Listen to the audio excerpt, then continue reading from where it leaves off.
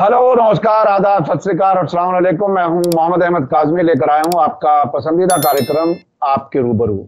इस कार्यक्रम में हम आपको जानकार लोगों से मिलवाते हैं और इस वक्त मीडिया स्टार वर्ल्ड आप लोग दुनिया भर में खास तौर पर इजराइल फिलिस्तीन जंग की कवरेज के लिए देख रहे हैं और मैं भी पूरी कोशिश कर रहा हूं और हमारे साथी, जिसमें ये बताने की कोशिश की जा रही है कि नजदीक तरीन जो सोर्स है जंग की, वहां से इंफॉर्मेशन लेकर के आप तक हम पहुंचाने की कोशिश कर रहे हैं। कल आपने सईद नकवी साहब के साथ 1 घंटे का लाइव प्रोग्राम देखा और आपके सवालात के जवाब भी दिए गए। आज जंग को 25वां दिन है और इस 25 दिन में क्या कुछ हुआ, क्या हालात हैं इस इलाके के, किस तरफ जंग का रुख नजर आ रहा है, क्या अमेरिका और इजराइल कमजोर हो रहे हैं, क्या ईरान के नजरिए वाले जो रेजिस्टेंस फोर्सेस हैं, जो जिहाद इस्लामी और हमास और हिजबुल्लाह, इस किस्म के जितने ग्रुप्स हैं, क्या वो और मजबूत हो रहे हैं।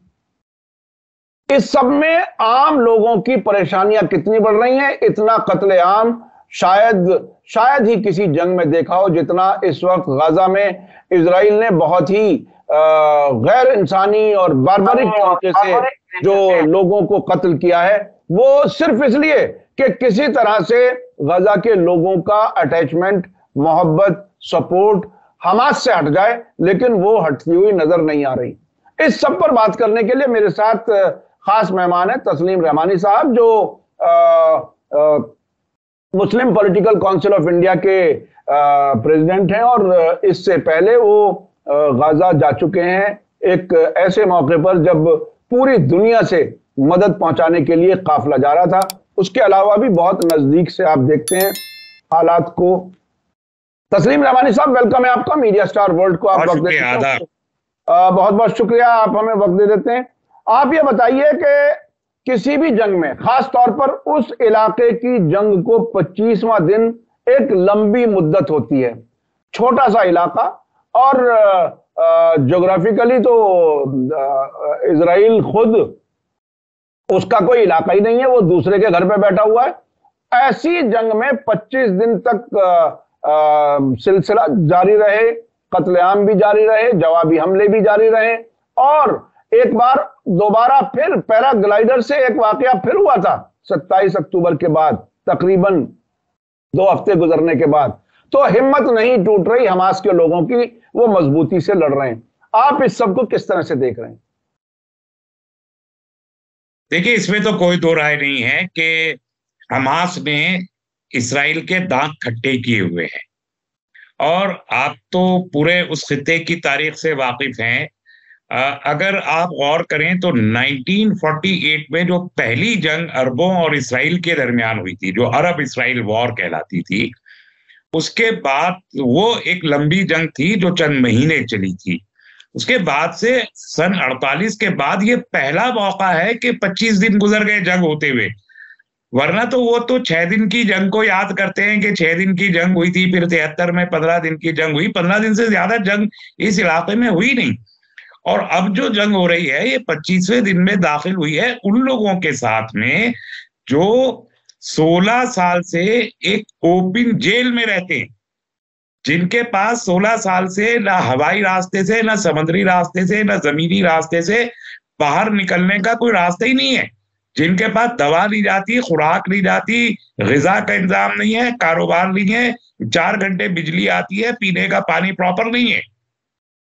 16 साल से जो इस अंदाज में एक यूनाइटेड नेशंस की जबान में ओपन जेल में रह रहे हैं, दुनिया की सबसे बड़ी ओपन जेल गजा को कहा जाता है, और वहां रहते हुए भी इसराइल जैसी वो ताकत जिसे अब तक सारी दुनिया नाकाबिले तस्खीर समझती थी, जिसकी टेक्नोलॉजी बड़े महंगे दामों पर खरीदी जाती थी, जो सिक्योरिटी एक्सपर्ट कहलाते थे, जो टेक्नोक्रेट्स कहलाते थे, जिनकी टेरिटरीज के बारे में ये कहा जाता था कि यहाँ तो परिंदा इनकी इजाजत के बगैर परिंदा पर नहीं मार सकता, जिनकी सरहदें इतनी महफूज हो, जिनकी आर्मी के बारे में ये हो कि सारी दुनिया उनसे कहती थी कि आइए हमें भी ट्रेन कर दीजिए, और खास तौर पर टेररिज्म के खिलाफ जो उनका दावा था कि हम तो टेररिस्ट एक्टिविटी को क्वेल करने में सबसे बड़े माहिर हैं। तो दुनिया की वो ताकत जिसकी दावेदारियां, यानी 1 करोड़ की कुल आबादी वाला वो मुल्क जो सारी दुनिया की इकोनॉमी को कंट्रोल करने का दावा करता है, इंडस्ट्रीज को कंट्रोल करने का दावा करता है, आर्मी इक्विपमेंट्स को कंट्रोल करने का दावा करता है, खुद हमारा मुल्क भारत जिससे सबसे ज्यादा हथियार खरीदता है, ये मान के सबसे सोफिस्टिकेटेड और कामयाब तरीन हथियार बनाने वाला मुल्क इसराइल है, कुछ और बनाए ना बनाए हथियार बनाता है, और सबसे ज्यादा बिलियंस ऑफ डॉलर के हथियार भारत खरीदता है उनसे। हमारे पेगासस जैसी टेक्नोलॉजी जासूसी की हम उनसे खरीदते हैं, कितने जासूसी ऐप है उनसे खरीदते हैं। अपनी सिक्योरिटी हमने उनको दे रखी थी, बॉर्डर सिक्योरिटी वो कर रहे थे, इंस्टॉलेशन सिक्योरिटी के वो देख रहे थे। ऐसी एक ताकत अगर हमास जैसे मैं अगर अपने मुल्क की जबान में इंतहाई जो छोटी जबान होती है, कमतर जबान, उसमें कहे कि हमास जैसे भिखमंगों के सामने इतनी बड़ी ताकत आके खड़ी हो गई और 24 दिन में उसका बाल बेका नहीं कर पा रही, बल्कि उसकी जमीन के अंदर घुसने की जुर्रत नहीं हुई है। पिछले 15 दिन 20 दिन से आप लगातार सुन रहे हैं, अब जा रहे हैं, तब जा रहे हैं, कल जा रहे हैं, आज जा रहे हैं, 24 घंटे और फिर 12 घंटे, फिर 6 घंटे, फिर 5 घंटे, फिर 3 घंटे, अब इंतजाम कर रहे हैं, अमेरिका कह रहे हैं जाना मत। ये सब क्यों? ऐसा महसूस होता है कि फिर एक मिसाल दूंगा कि हाथी की दुम में चींटी घुस गई है और वो हाथी को परेशान किए हुए, एक दिन में बल्कि चंद घंटे में बंद मुट्ठी खुल गई।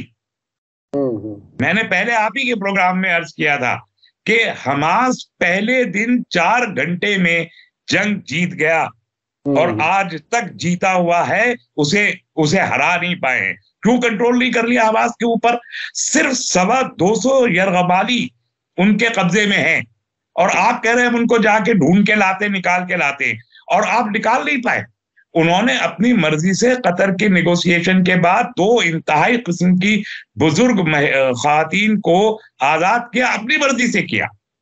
आप ला नहीं पाए हैं अभी तक। आप कह रहे थे कि आप 23 लाख लोगों को आप कब्रिस्तान बना देंगे, आप बना नहीं पाए हैं अभी तक। आपने हजारों टन बारूद उनके ऊपर गिरा दिया है, आपने उनका आधे के करीब जो रेजिडेंशियल इंफ्रास्ट्रक्चर है उसे बर्बाद कर दिया है, आपने अस्पतालों पे बम मार दिए हैं, अस्पताल गिरा दिए हैं, आपने मस्जिदों पर, चर्च पे, गिरजाओं को आपने मुस्मार कर दिया है। तो आप वहशियाना और पागलों की तरह बमबारी कर रहे हैं, जुनूनी अंदाज से आप बमबारी कर रहे हैं, लेकिन आपके हाथ क्या आया ये तो पूछे कोई इसराइल से। अच्छा, आपने बारूद फेंक दिया, आपके हाथ अभी तक क्या लगा है ये तो बताएं। आपके अपने मुल्क में मुजाहरे हो रहे हैं, लोग कह रहे हैं, आपके अपनी शहरी आपसे कह रहे हैं कि आप इस जंग में नाकाम हैं, आप हमारे कैदियों को छुड़ा नहीं पा रहे हैं। आपकी फौज आपसे कह रही है कि कैसी जंगबारी है कि 25 दिन में हमारे हाथ अब तक कुछ नहीं लगा। सिर्फ जाय कर रहे हैं अपना बारूद, अपना इसलाह, अपने फौजी जो मर रहे हैं, उनके फौजी, उनके टैंक, बख्तरबंद गाड़ियां उड़ाई जा रही हैं। वो छोटे छोटे मिसाइल जो लेबनान और हमास की जानिब से आ रहे हैं, आपकी बख्तरबंद गाड़ियां उड़ाए दे रहे हैं, उसमें फौजी भी मौजूद है। अकेले खाली थोड़ा ही है वो बख्तरबंद, उसमें भी 20 एक टैंक में फौजी होते हैं, वो फौजी भी मारे जा रहे हैं जिनका हिसाब नहीं दे रहा है आप कोई। तो आपने क्या अचीव किया और आपके पास क्या रोड मैप है आगे जंग का, यह आप बता नहीं पा रहे हैं सारी दुनिया को। इससे बड़ी हजीमत, शिकस्त और नाकामी और क्या हो सकती है? अच्छा तस्लीम रवानी साहब, आपने एक बात का तो उसमें जिक्र किया, आपने एक मुहावरे के तौर पर इस्तेमाल किया हमास के लिए भीख मंगे, और दूसरी तरफ प्रोपेगेंडे के जरिए मैं तो इस तरह से कह रहा हूं कि 7 अक्टूबर को वो जो लंबे अरसे से प्रोपेगेंडा बना करके बियॉन्ड साइज जो इमेज बनाई गई थी इजराइल की, वो प्रोपेगेंडा था। हकीकत यही है जो 7 अक्टूबर को सामने नजर आई है और इसको समझने की जरूरत है। तो जब प्रोपेगेंडे के जरिए इतनी बड़ी ताकत बना देना, एक और भी बीच में ऐसी वीडियो आई थी कि वो जंग इसलिए जारी रखना चाहते हैं कि अपने हथियारों पर लिखते हैं कि बैटल टेस्टेड हथियार हैं, वो दुनिया उन्हें खरीदे और इसीलिए खरीदार भी ज्यादा होते हैं। वो एक अलग बहस है। लेकिन अब अमेरिका जो बहुत तेजी से दौड़ करके आया था मेडिटेरेनियन में, अपने 2 जंगी बेड़े लेकर के आया था। कहा यह जाता है कि कोई कंफर्म रिपोर्ट नहीं है, लेकिन ब्रिटिश और फ्रेंच फौजी भी वहां पर मौजूद हैं। अमेरिका की वाइस प्रेसिडेंट हैरिस का बयान आया है कि हम फौजी जमीन पर नहीं उतारेंगे गाजा में या इजराइल में। तो ऐसी जो सब तरफ से भागदौड़ हुई थी, कई हेड्स ऑफ स्टेट लगातार वहां पर आ रहे थे, रोजाना स्टॉप ओवर उनका एक तरह से तेल अवीव बना हुआ था। अब ये 25वें दिन तक आते आते ये सब गायब गुल्ला क्यों हो गए? क्या हुआ? देखिए, यूक्रेन तो याद है ना आपको? जी जी जी। वहां भी बहुत गए थे दौड़ दौड़ के सब, और वो इतने $1 बिलियन की मदद देंगे और इतने $1 बिलियन के हथियार देंगे, अमेरिका भी और पोलैंड भी और फला जितने बड़े ये यूरोप के सूरमा हैं, ये सब यूक्रेन के पास भी गए थे। और यूक्रेन से भी जेलेंस्की से कहा था, चढ़ जा बेटा, सूली राम भली करेगा। आज 2 साल होने को आ रहे हैं यूक्रेन को। यूक्रेन ना तो खुद बच पा रहा है, ना रूस का कुछ बिगाड़ पाया है। और जो ये चाह रहे थे कि तीसरी जंगे अजीम रूस के बहाने शुरू कर दें, ये वहां तो नाकाम हो गए। दूसरे, आपको मालूम है कि किसी जंग में जहां अमेरिका मौजूद हो, वहां फतह की और जीत की कोई उम्मीद बाकी नहीं रहती। अब वियतनाम से, जापान और वियतनाम से देख लीजिए, और अफगानिस्तान तक चले आइए, फिर चाहे वो इराक ईरान की वार हो, या वो यमन की वार हो, या अफगानिस्तान की हो, सब में उल्टे पैरों वापस आया है। तो ये जितने खुद को वर्ल्ड लीडर कहने वाले और अपनी ताकत और वॉर टेस्टेड हथियारों की बात करने वाले लोग हैं, इनके पास ताकत कहाँ? ये किससे जीत के आए हैं? इन्होंने किसके ऊपर अब तक कब्जा कर लिया है?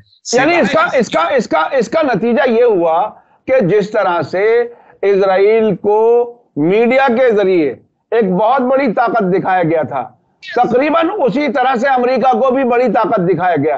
अच्छा, मैं अपना एक तजुर्बा बताता हूं। इराक वार 2003 जब मैं कवर कर रहा था, वहां से रोजाना पता चलता था कि बड़े बड़े ट्रक आते हैं अमेरिकी फौजियों के लिए, जिसमें कोक होती है, मैकडोनल्ड होता है और पिज्जा होता है, क्या क्या होता है।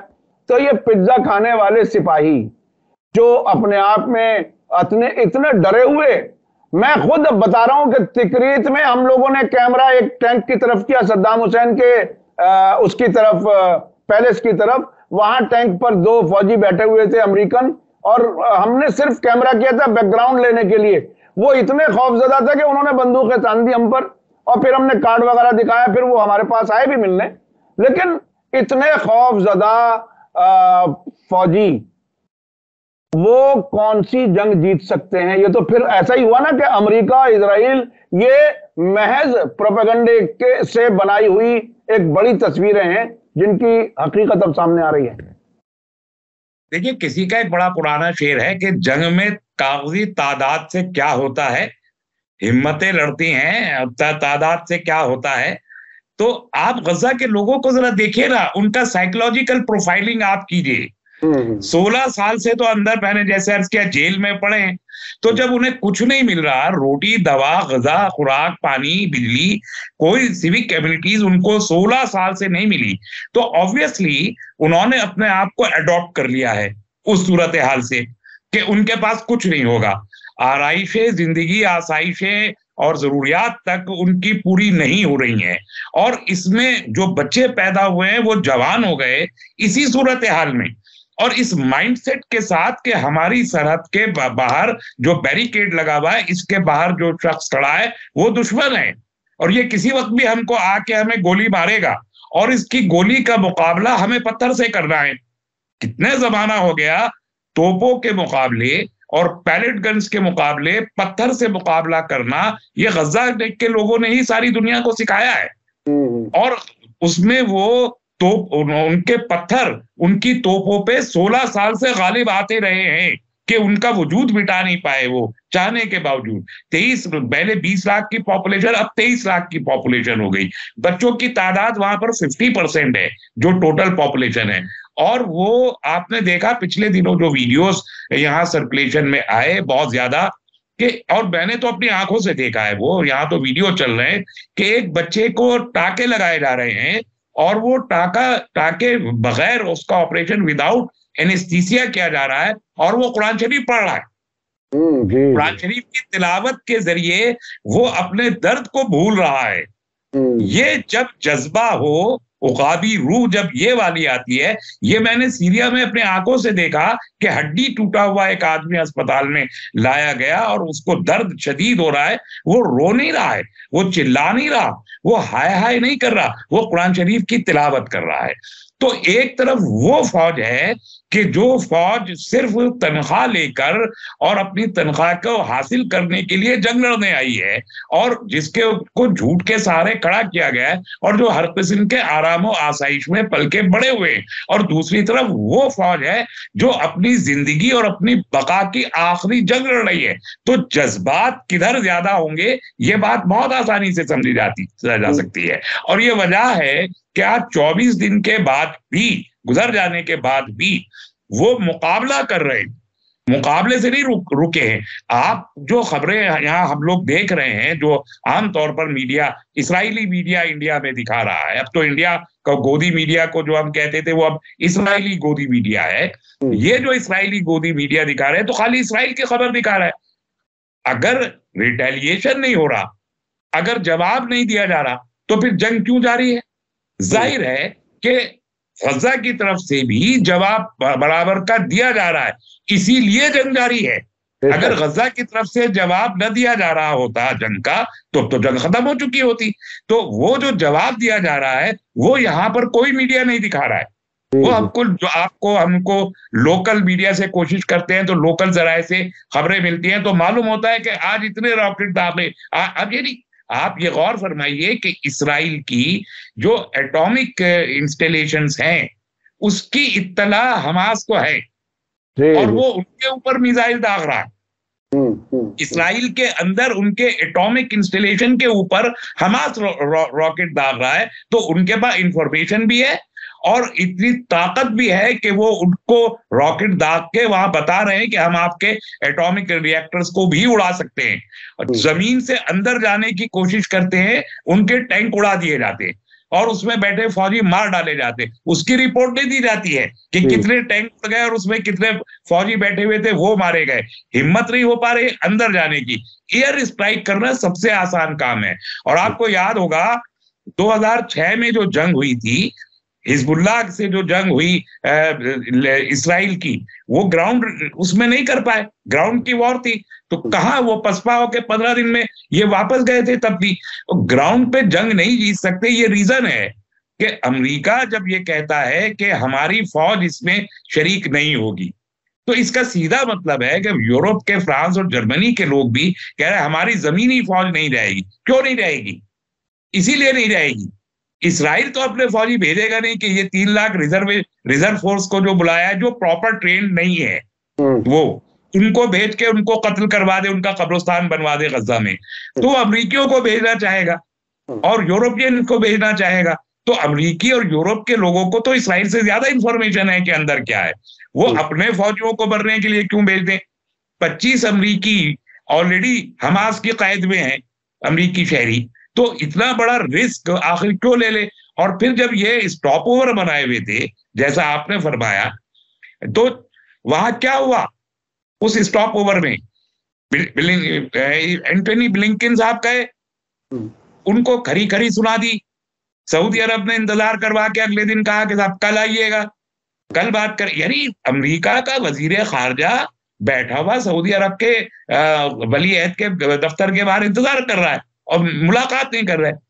मिस्र ने खरी खरी ऑनलाइन सुना दी, जॉर्डन ने कि अब्दुल्ला साहब ने सीधी सीधी सुना दी।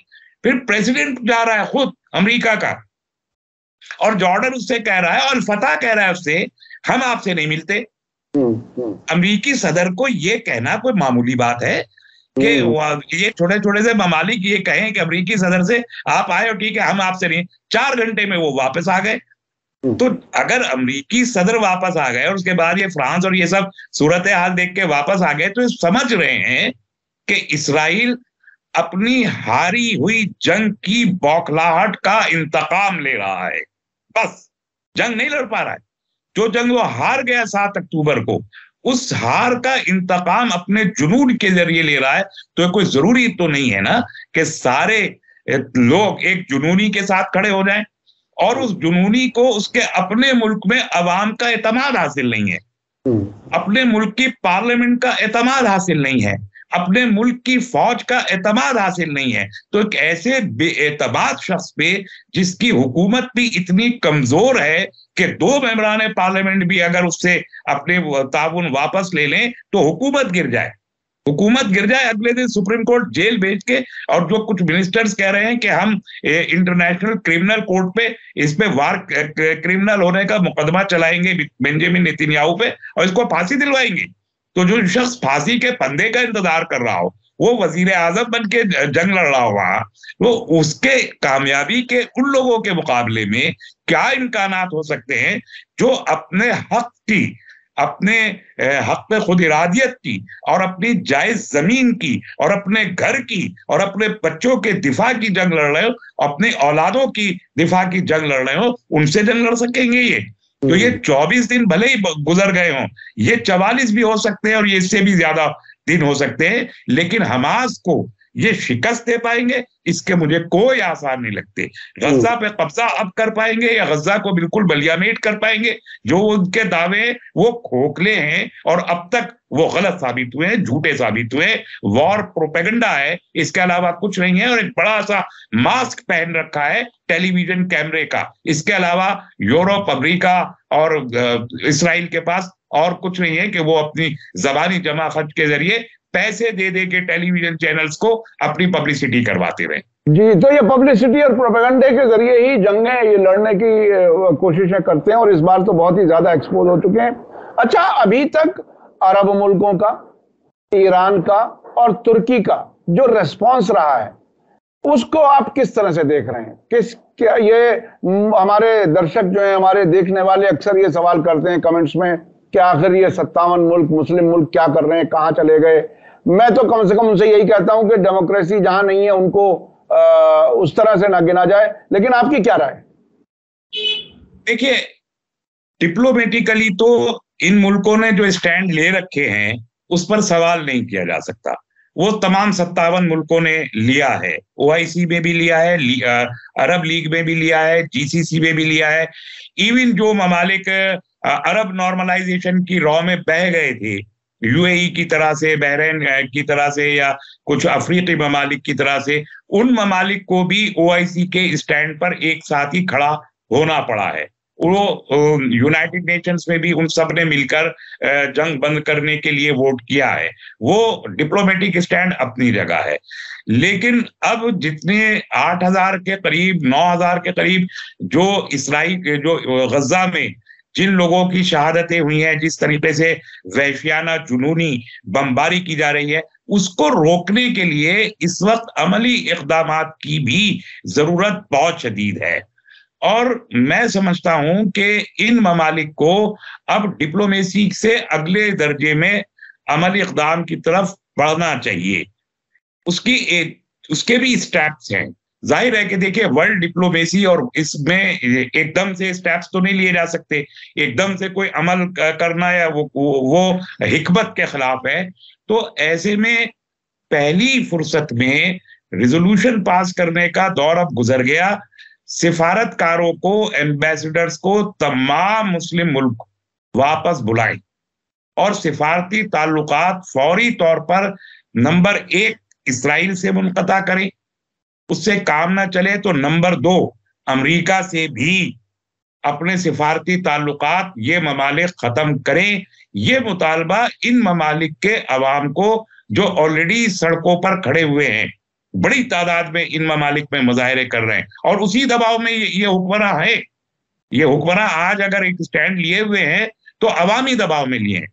ये दबाव इतना बढ़ना चाहिए कि ये इसराइल और अमेरिका दोनों से सिफारती ताल्लुकात मुनक़ता करने पर अवाम अपनी हुकूमतों को मजबूर करे।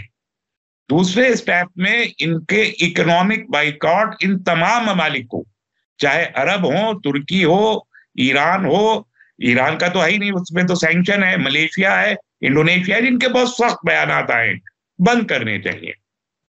और तीसरे स्टेप में फौरी तौर पर एक मुश्तरका आर्मी इन ममालिक की अब तैयार होनी चाहिए, जो कि 2015 में भी जिसका प्रपोजल था और जो बनी थी, खुद सऊदी अरब ने उसमें इनिशिएटिव लिया था, 40 ममालिक की वो एक आर्मी थी।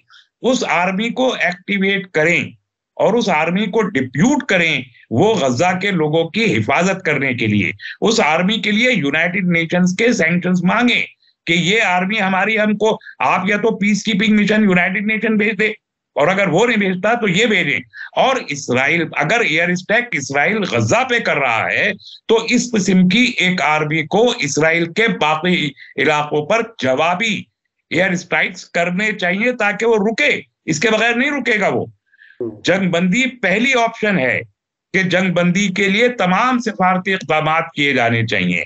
लेकिन जो जुनून बेंजामिन नेतन्याहू पर तारी है, और जाहिर है कि उसकी अपनी इंडिविजुअल पर्सनैलिटी बहुत ज्यादा खतरे में है, बेंजामिन नेतन्याहू की, वो अपनी वो पर्सनैलिटी को बचाने, इसराइल को नहीं बल्कि खुद अपने वजूद को बचाने की जंग बेंजामिन नेतन्याहू अभी लड़ रहा है। उसलिए ये जुनून और ज्यादा है। तो उसको रोकने के लिए ये जरूरी होगा कि आप अमली या तो जंगबंदी करवाने में आप कामयाब हो, और अगर नहीं आते तो तुर्की ब तुर्की जवाब देने पे मुस्लिम दुनिया के लोगों को तैयार होना चाहिए। और अगर ऐसा नहीं हो पाता तो मैं आपसे अर्ज कर रहा हूं, जो 2011 में जो अपराइजिंग हुई थी, अरब स्प्रिंग हुई थी, जिसमें हुकूमतें गिर गई थी, ट्यूनिस की, मिस्र की, और सीरिया में मसला हुआ और लीबिया में मसला हुआ, कई 17 मुल्कों में अपराइजिंग हुई थी। अगर अवाम खड़े हो गए इसी तरीके से तो ये अपराइजिंग इन हुकूमतों को और इन मोनार्क्स को, चाहे सऊदी अरब हो, चाहे बहरीन हो, चाहे यूएई हो या कतर हो, इनको गिरा देंगे। इसके लिए भी तैयार रहे। और इससे ऑलरेडी खौफजदा हैं ये ममालिक और इनकी हुकूमतें, वो दिखाई दे गया। मिस्र की जो कॉन्फ्रेंस इन्होंने बुलाई थी तमाम मुल्कों की अभी 15 दिन पहले, वो कॉन्फ्रेंस इसी बुनियाद पे थी कि वो अपने अवाम जो सड़कों पे थे उनको जवाब देना चाहते थे कि देखिए हम स्टेप ले रहे हैं, कुछ करते हुए दिखाई देना चाहते थे। तो इसलिए मिस्र ने वो कॉन्फ्रेंस बुलाई। सऊदी अरब के जो बयानात आ रहे हैं वो इसीलिए आ रहे हैं कि वो अपने मुल्क के अवाम को दिखाना चाहते हैं कि देखिए हम कुछ कर रहे हैं। तुर्की ने जो बहरी बेड़ा भेजा वहां, और फिर लाखों लोगों की मीटिंग रैली को तैयब रजब अर्दगान साहब ने खिताब किया, वो इसीलिए है कि वो अपने अवाम को बताएं कि देखिए हम कुछ कर रहे हैं, ताकि अवाम का गुस्सा उनकी जानिब ना फूटे। तो अगर अवाम का गुस्सा अगर कुछ होता हुआ अवाम को दिखाई नहीं दिया और जबानी जमाखत सिर्फ दिखाई दिया, तो ये गुस्सा अल्टीमेटली फूटेगा उनकी तरफ। इसी तरह ईरान को भी, जैसे ईरान ने हिजबुल्लाह का बॉर्डर खोल रखा है, मुस्तकिल ईरान ही की मदद से हिजबुल्लाह कर रहा है, सीरिया की जानिब से कर रहा है, तो बराह रास्त ईरान जंग में शरीक नहीं हो सकता।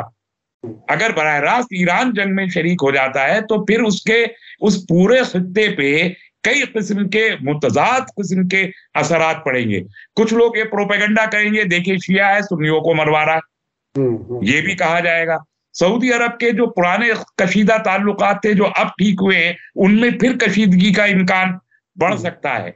इसी तरह तुर्की का और ईरान का एक ताल्लुक कशीदा रहा है अजरबैजान को लेके पिछले दिनों। तो ये मामला जो दबे हुए थे या दबे हुए हैं इस जंग की वजह से, अमेरिका को मौका होगा कि वो इस किस्म के मामला को एक्सप्लॉइट करके उन्हें फोरफ्रंट पे ले आए और फलस्तीन के मामले को पीछे डाल ले। इसलिए जो एक्शन हो वो मुश्तरका बुनियाद पर हो, किसी एक मुल्क की जानिब से होना ये मुनासिब नहीं होगा। लेकिन शायद इन लोगों को ये डर है कि जिस तरीके से अरब हार गए थे पहले तो सारी जंगें अरबों की जंग हुई, अरब और इसराइल की हुई है, हमास या गजा की नहीं हुई है, अरब और इसराइल की जंग। तो शायद अरबों को और दुनिया को डर लगता हो कि एक बार और शिकस्त, लेकिन मुझे नहीं लगता कि इस बार जो सूरत हाल है उसमें अरबों को शिकस्त होगी, क्योंकि इस बार अवाम बॉर्डर तोड़ के इसराइल में घुस जाने को तैयार बैठे हैं, चाहे वो मिस्र के हों, चाहे जॉर्डन के हों या लेबनान के हों। तो इसराइल तो अपनी सिक्योरिटी के लिए परेशान है। वहां 2 लाख लोग इसराइल से छोड़ के भाग चुके हैं, और जो दागिस्तान में हुआ कल और परसों में सबने देखा है कि दागिस्तान के एयरपोर्ट पर वहां अवाम अंदर घुस गए और एक एक का पासपोर्ट चेक किया कि इसराइल से कौन आया है। तो इसराइल वाले भाग के भी कहा जाए एक मसला हो गया इसराइल के अवाम के लिए, और इसीलिए अवाम वहां सड़कों पे। दागिस्तान में उन्होंने पकड़ लिए बहुत सारे इसराइली और उन्होंने कहा हम यहूदियों को यहाँ नहीं घुसने देंगे। तो सारी दुनिया में इसराइलियों के खिलाफ, अवाम के खिलाफ भी एक गुस्सा मौजूद है। तो ये गुस्सा अपनी इन सरकारों को भी बहा के ले जा सकता है। हुकूमतों को, मुस्लिम हुकूमतों को इस बात से खौफजदा रहना चाहिए और इस दबाव में कार्रवाई करनी चाहिए। अमली इक़दाम नहीं करेंगे तो अवाम बख्शेंगे नहीं, माफ नहीं करेंगे। जी जी, आपने बताया कि अब इजराइल से यहूदियों के लिए दुनिया तंग होती जा रही है, और पिछले दिनों इजराइल ने अपने शहरियों से इजिप्ट से और जॉर्डन से वापस आने के लिए कहा था। अमेरिका ने कहा था लेबनान से निकल जाएं हमारे शहरी। तो ये जाएं तो जाएं कहां? और वहां गजा के नजदीक और लेबनान के नजदीक के इलाके भी खाली कराए जा रहे हैं। तो ये खाली होके कहां जाएंगे? एश्केलोन के मेयर का एक बयान आया था जिसमें कहा था कि अब टेंट सिटी बनाने की तैयारी है, टेंटों में रखा जाएगा। यानी जो लोग दूसरों को टेंटों में रखने के लिए मजबूर किया था, अब वही लोग टेंट में वापस आने की हालत में पहुंच गए। अच्छा, मैं एक सवाल करता हूं भारत के मीडिया के बारे में, और जो जिन्हें अंधभक्त कहा जाता है। अब और ज्यादा कुछ कहने की जरूरत नहीं, डिफाइन करने की जरूरत नहीं, लोग पहचानते हैं कौन होते हैं अंधभक्त। जो गोबर और पेशाब भी पी लेते हैं, उनको अंधभक्त कहा जाता है। वो बहुत खुश हैं, उन्हें ऐसा लग रहा है कि इजराइल बिल्कुल हमास को खत्म कर देगा और जाने पूरी दुनिया के मुसलमान जो है वो तहस नहस हो जाएंगे। और मीडिया में रोजाना जिस तरह की रिपोर्टिंग हो रही है वो भी बहुत ही दिलचस्प है। आप इस सब सिनेरियो को कैसे देख रहे हैं? देखिए, बेगानी शादी में अब्दुल्ला दीवाने हैं, इनका तो कोई लेना देना नहीं है। मैं कौन के मैं खामा खां। जी जी तो जी। भाई ये यहूदी, ईसाई और मुसलमानों के दरमियान का एक मामला है, वहीं की हद तक है। भारत के हिंदुओं का या इन अनभक्तों का वहां से कोई लेना देना नहीं। हमारा तो सही मानों में अगर देखिए तो लेना देना अगर है, भारत एज नेशन, भारत एक कौम की हैसियत से अगर हमारा मफाद जुड़ा हुआ है, सही मानों में तो अरबों से जुड़ा हुआ है। 1 करोड़ भारत के लोग वहां नौकरी करते हैं, भाई मुलाजमत करते हैं, डॉलर और रियाल वहां खरीदते हैं, कमाते हैं और भारत की इकोनॉमी को कंट्रीब्यूट करते हैं। हाईएस्ट फॉरेन रेमिटेंसेस अरबों से हम हासिल करते हैं। वो हाईएस्ट इन्वेस्टमेंट इस वक्त मुल्क में अगर किसी का है तो अरबों का है। तो नौकरी हम वहां कर रहे हैं, फॉरेन रेमिटेंस वहां से ले रहे हैं, एनर्जी यानी के सारे रिसोर्सेज एनर्जी के, तेल हो या नेचुरल गैस हो, वो हम वहां से ले रहे हैं। Export, highest export and import हमारा अरबों के साथ है। यानी कतर के जो है 4th लार्जेस्ट ट्रेड पार्टनर है भारत का, और उसकी जो दुनिया की जो करेंसी है, जो सबसे इंपॉर्टेंट करेंसी, वो तो टॉप 10 में से टॉप 4 तो अरबों की है, जिनसे हम फायदा उठाते हैं, जो हमारे दोस्त हैं, चाहे वो कुवैत हो, चाहे वो ओमान हो, चाहे वो कतर हो, चाहे वो जॉर्डन हो। सबसे ज्यादा डॉलर तो 10वें नंबर पे है। तो जो 10वें नंबर की करेंसी है उसकी हिमायत कर रहे हैं आप, और जो फर्स्ट 4 है उससे आप दुश्मनी मोल ले रहे हैं। ये कौन सी अक्लमंदी है? तो ये भक्त लोग जो गोबर खाते हैं तो दिमाग तक चला जा रहा है। तो ये देखने में, ये देख नहीं पा रहे हैं कि हमारा एक्चुअल इंटरेस्ट किससे जुड़ा हुआ है, हमारा actual practical and long term partner कौन है? वो तो अरब ही है। और उसमें एक बात कॉमन नजर आती है कि वो मुसलमानों से नफरत करते हैं। वो इनको अपनी जो नफरत है उससे मैच कर रहे हैं। ऐसा लगता है कि मुसलमानों से इंसान को अंधा कर देती है। हाँ, नफरत इंसान को अंधा कर देती है, इसीलिए शायद इनको अंधभक्त कहा जाता है कि ये नफरत करने वाले लोग हैं। किसी आप अंधभक्त से, और अंधभक्त को छोड़िए, जो अंधभक्तों के चीफ हैं, आरएसएस से पूछिए। आरएसएस ने ही अंधभक्त बनाया ना इनको। आरएसएस के किसी बड़े से बड़े लीडर से पूछिए कि हमको रीजनिंग दीजिए कि आप इसराइल के साथ क्यों खड़े।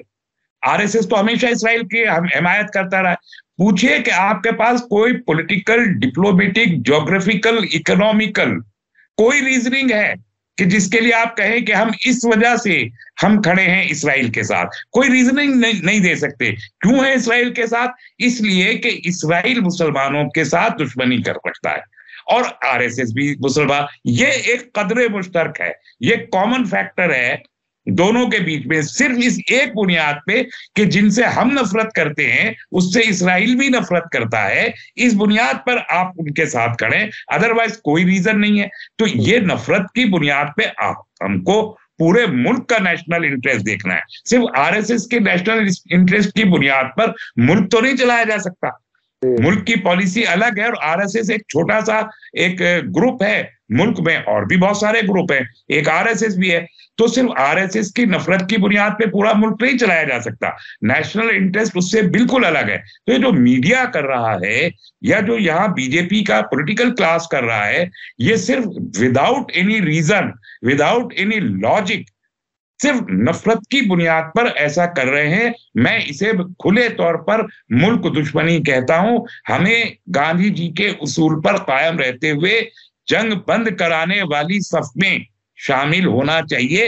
वो हमारा नेशनल इंटरेस्ट है कि हम इसराइल और फलस्तीन के दरमियान जंग बंद कराने में एक मीडिएटर, एक सालिस का रोल अदा करें। ये बात पहले दिन से मैं कह रहा हूं, लेकिन वजीर आजम और हुकूमत को ये बात समझ में नहीं आ रही। वो आरएसएस के अपने पुराने ट्रांस में अभी तक जी रहे हैं। बेहतर है वो उससे बाहर निकले और विश्व गुरु अगर बनना चाहते हैं तो नफरत करने की बजाय मुसालहतकारों में अपने आप को शामिल करें। अच्छा, इसका मतलब यह हुआ कि इजराइल से इस वक्त हमदर्दी, उसके जुल्म के साथ सपोर्ट में खड़ा होना मुल्क मुल्क दुश्मनी है, भारत की दुश्मनी है, भारत से दुश्मनी है। आप ये कह रहे हैं? यकीनी तौर पर देखिए, इसमें क्या कोई दो राय है कि इसराइल इस वक्त जो कुछ भी कर रहा है वो गैर इंसानी हरकत है, हुकूक इंसानी के खिलाफ वर्जी है, जंगी जराइम का इर्तकाब है, वहशत है, बर्बरियत है, जानवरपन है। कोई महज़्ज़ब इंसानी समाज इसे कबूल नहीं कर सकता। और 120 मुल्कों ने यूनाइटेड नेशन की जनरल असेंबली में यह बात वाज़ेह कर दी कि दुनिया के 120 वो मुल्क प्लस वो 45 जिन्होंने एब्सटेन किया उसकी हिमायत में खड़े नहीं हुए, उनको भी तो आप इसराइल के खाने में तो नहीं डालेंगे। इसराइल के खाने में सिर्फ 14 मुल्क हैं, जिसमें से एक इसराइल खुद और एक अमेरिका है। तो दुनिया के 198 मुल्कों में से सिर्फ ये 12-13 मुल्क हैं, इसराइल समेत 14। बाकी सारी दुनिया इसको गलत ही समझ रही है ना। तो हम गलत समझ, जिन लोगों को जो गलत हैं और जिनको दुनिया गलत कह रही है और जिन्हें इंसानियत के जुमरे में भी नहीं रखा जा सकता, ऐसे लोगों के साथ भारत अगर खड़ा हो तो क्या भारत की खारजा पॉलिसी पे दसियों सवालात खड़े नहीं होंगे? क्या भारत का जो स्ट्रेटेजिक फ्यूचर है उस फ्यूचर को लेके हमारी हैसियत मशकूक नहीं हो जाएगी? फिर एशिया में, खुसूसन एशिया का कोई भी एक मुल्क ऐसा नहीं है जो इसराइल की हिमायत में खड़ा हुआ हो। तो क्या हम एशिया में, हम एक बहुत बड़ी ताकत है, काबिले लिहाज ताकत है इस रीजन की। हम आबादी के लिहाज से सबसे बड़े हैं, नौजवान आबादी के लिहाज से सबसे बड़े हैं, इकोनॉमी के एतबार से बहुत बड़े हैं, एग्रीकल्चर के एतबार से बहुत बड़े हैं, ट्रेडिंग मार्केट के एतबार से बहुत बड़े, स्ट्रेटेजिकली बहुत बड़े हैं। बहुत सारे समंदर हमारे पास मौजूद हैं, बहुत सारे हमारे पास हवाई भी, जमीनी भी और समुद्री स्ट्रेटेजिक पोजीशंस हैं। साउथ, ग्लोबल साउथ में हमारी एक पोजीशन इंपॉर्टेंट है, साउथ चाइना सी में हमारी पोजीशन। तो इतनी इंपॉर्टेंट पोजीशन एशिया में हम होल्ड करते हैं। उसके बाद भी अगर सिर्फ एक छोटे से गासिब, नाजायज ट्रेटर और टेररिस्ट और वॉर क्रिमिनल के साथ भारत जैसा बड़ा मुल्क खड़ा हो तो ये खुद भारत के हित में अच्छा किसी सूरत में नहीं हो सकता। हमारी ये सारी ताकतें जिनका मैंने अभी जिक्र किया, ये जाये हो जाएंगी अगर हम इस जालिम के साथ खड़े होते। जी जी जी, बहुत बहुत शुक्रिया तस्लीम रहमानी साहब। आपने बहुत ही तफसील से, खासतौर पर इजराइल से को सपोर्ट करने की कीमत कितनी बड़ी भारत को चुकानी पड़ेगी उसके बारे में आपने बताया। और भारत में आरएसएस को एक छोटा एक ग्रुप है, बहुत से और लोग हैं, इसलिए नेशनलिज्म को जब सोचा जाए तो उस लार्जर पर्सपेक्टिव में देखने की जरूरत है। और नफरत से इंसान अंधा हो जाता है, वही नफरत यहां भी अंधभक्तों में नजर आ रही है इजराइल को सपोर्ट करते हुए। बहुत बहुत शुक्रिया तस्लीम रहमानी साहब, इसी के साथ मुझे दीजिए इजाजत। धन्यवाद, शुक्रिया। जय भारत, जय हिंद। मीडिया स्टार वर्ल्ड के और वीडियो देखने के लिए हमारे चैनल को सब्सक्राइब करें और सीधे नोटिफिकेशन पाने के लिए बेल आइकन दबाएं। और अगर हमारी खबर सच्ची और अच्छी लगे तो अपने व्हाट्सएप, इंस्टाग्राम, फेसबुक और ट्विटर अकाउंट पर जरूर शेयर करें।